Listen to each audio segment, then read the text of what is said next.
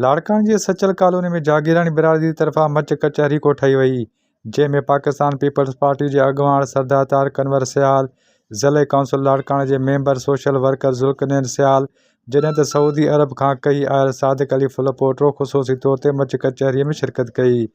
इन मौके ते पाकिस्तान पीपल्स पार्टी अगवान अली मुराद अबड़ो, सादिक अली फुल पोटो ऐं ॿियनि आयल महिमाननि खे सिंध जी सकाफ़त टोपी ऐं अजरक पाराया। जॾहिं त इन मौके ते तक़रीब जे महिमान ख़ासि पाकिस्तान पीपल्स पार्टी जे अगवान तारिक अनवर सियाल खे जागीरानी बिरादरी जे मौज़ूद शख़्सियतुनि शेर अली जागीरानी, मेहर अली जागीरानी, एज़ाज़ी महिमान ऐं सोशल वर्कर ज़ुल्करनैन सियाल ऐं सादिक अली फुल पोटो जेको सऊदी अरब खां ख़ुशी तौर ते कई आयो हो, बोस्कीअ जी पग ॿधी। इन मौके ते एज़ाज़ी महिमान ज़ुल्करनैन सियाल आयल महिमाननि खे आजियाणो पेश कयो। इन मौके ते सरदार तारिक अनवर सियाल चयो त मच कचहरी असांजे सिंध जी हज़ारे साल क़दीम सकाफ़त आहे,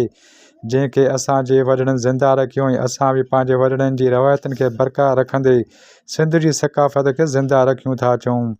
हिन वधीक चयो त मच कचहरी हिक ॿिए सां मेल जोल जो वॾो सबबु आहे ऐं पाण में मुहबतूं क़ाइमु थियनि थियूं ऐं नफ़रतूं ख़तमु थियनि थियूं। सिंध जी सकाफ़त रवायत खे असां उजागर कयो आहे, असांजा ईंदड़ नस्ल बि उन्हनि सिंध जी सकाफ़त खे उजागर कंदा रहंदा।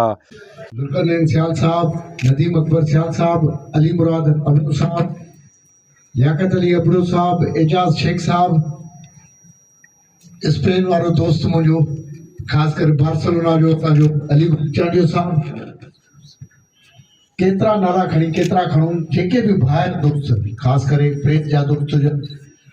मुंहिंजो भाउ कंपेयरिंग कंदड़ अयाज़ भाउ,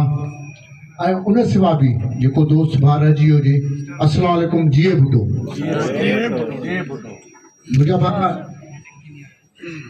सकाफ़त त सकाफ़त ई आहे, उहा इहो प्यार, इहो कुर्ब,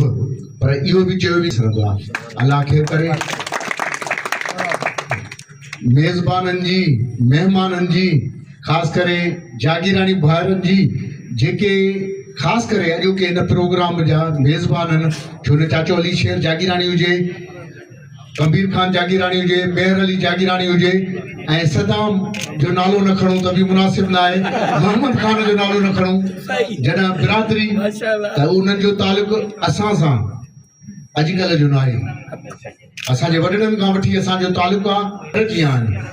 अलाह साईं ख़ुशि रखे, अलाह साईं सभिनीनि भाइरनि खे ख़ुशि रखे, वॾी महिरबानी।